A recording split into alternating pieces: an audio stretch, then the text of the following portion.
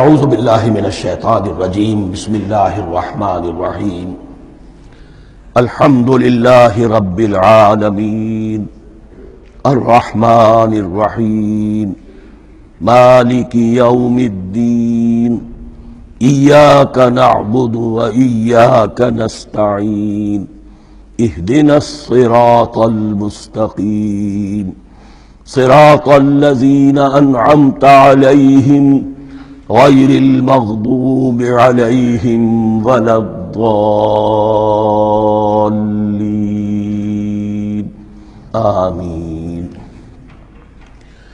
رب اشرح لی صدری ویسر لی امری واحلل عقدۃ من لسانی یفقہوا قولی۔ اللہم ربنا الہمنا رشدنا واعذنا من شرور انفسنا، اللہم ارنا الحق حقا وارزقنا اتباعہ وارنا الباطل باطلا وارزقنا اجتنابہ۔ اللہم ربنا یسر لنا امورنا کلہا واتمم لنا بالخیر وتقبل منا فإنک خیر المتقبلین، آمین یا رب العالمین۔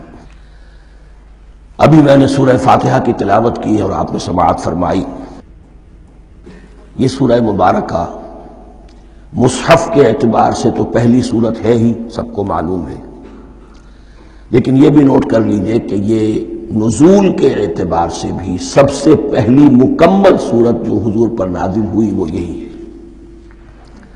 اس سے قبل متفرق آیات نازل ہوئیں، 5 آیتیں سورہ علق کے آغاز میں، کچھ آیتیں سورہ قلم یا سورہ نون کے آغاز میں، کچھ آیتیں سورہ مزمل کی ابتدا کی، کچھ آیتیں سورہ مدثر کے آغاز کی۔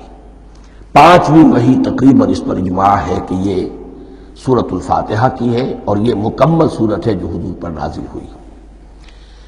سورۃ الفاتحہ کے معنی ہوئے افتتاحی سورت، فتح یفتح کے معنی ہے کھولنا، مفتاح کنجی کو کہتے ہیں، چابی کو۔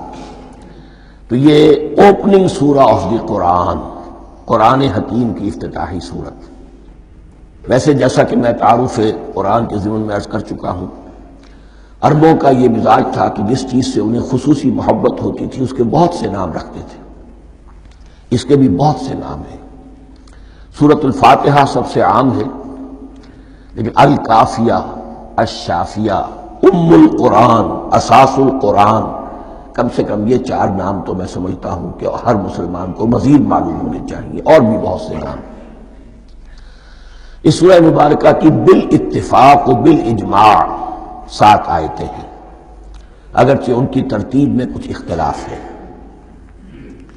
ایک رائے یہ ہے، اور یہ رائے امام شافعی کی بھی ہے اور بصرہ کے جو قراء تھے ان کی بھی ہے، کہ آیت بسم اللہ بھی سورہ فاتحہ میں شامل ہے، اس کا جز ہے، وہ اس کو شامل کر کے پھر 7 آیتیں بناتے ہیں۔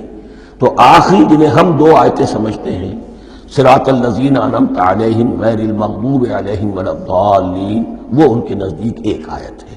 تو گویا کہ نتیجہ یہ نکلا کہ آیتوں کی تعداد 7 ہی رہتی ہے۔ امام ابو حنیفہ رحمۃ اللہ علیہ کا موقف اور کوفے کے جو قراء تھے ان کا بھی موقف یہ ہے کہ آیت بسم اللہ نہ سورہ فاتحہ کا جز ہے نہ کسی اور سورت کا جز ہے، سوائے ایک مقام پر جہاں حضرت سلیمان علیہ السلام کا خط جو ہے نقل ہوا ہے، جنہوں نے ملکہ سبا کو لکھا تھا، انہ من سلیمان و انہ بسم اللہ الرحمن الرحیم۔ تو قرآن کے متن میں صرف اسی جگہ پر یہ آیت شامل سمجھتے ہیں، باقی یہ صرف علامت کے طور پر کہ یہاں سے ایک نئی سورت شروع ہو رہی ہے درج کی گئی ہے۔ صدق اللہ العظیم۔